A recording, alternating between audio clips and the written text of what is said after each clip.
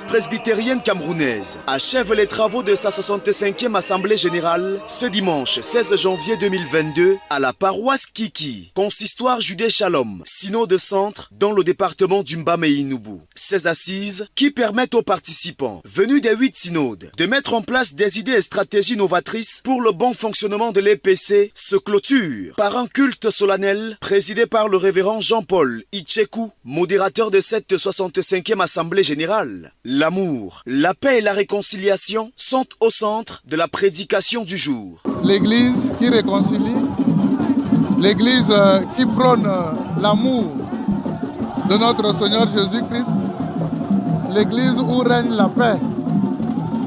Quand nous parlons de la paix, ce n'est pas qu'on ne peut pas avoir des problèmes à l'église. Mais le ministère de notre Seigneur Jésus-Christ a été ponctué par des grands actes de réconciliation.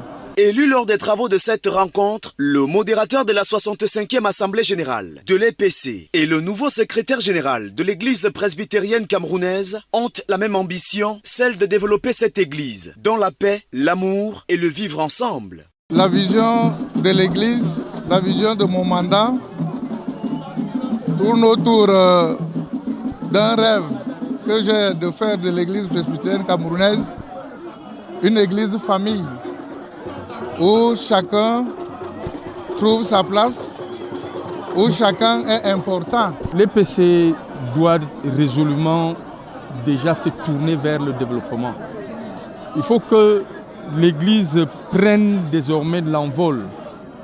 Nous voulons sortir un peu des arcanes de la haine, des disputes, des querelles, parce que nous nous rendons compte que ce n'est pas seulement à l'EPC, toutes les églises enseignent l'amour, mais ne le vivent pas. Nous voulons que l'EPC commence à vivre ce qu'elle enseigne.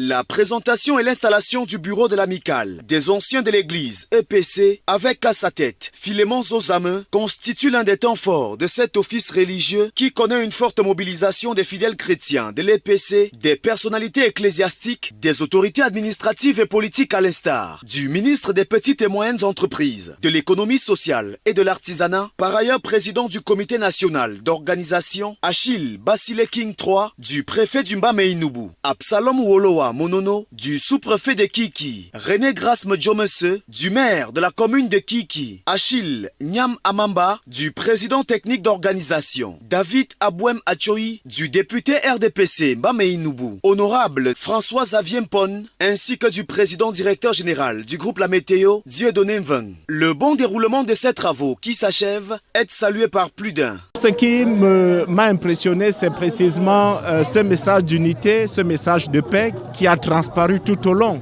des travaux et qui confirme une fois de plus cette détermination, non seulement des paroissiens, mais aussi de toute la communauté de l'Église presbytérienne, de marcher unis, de rester solidaires et surtout d'apporter une contribution éminente à la paix dans notre pays.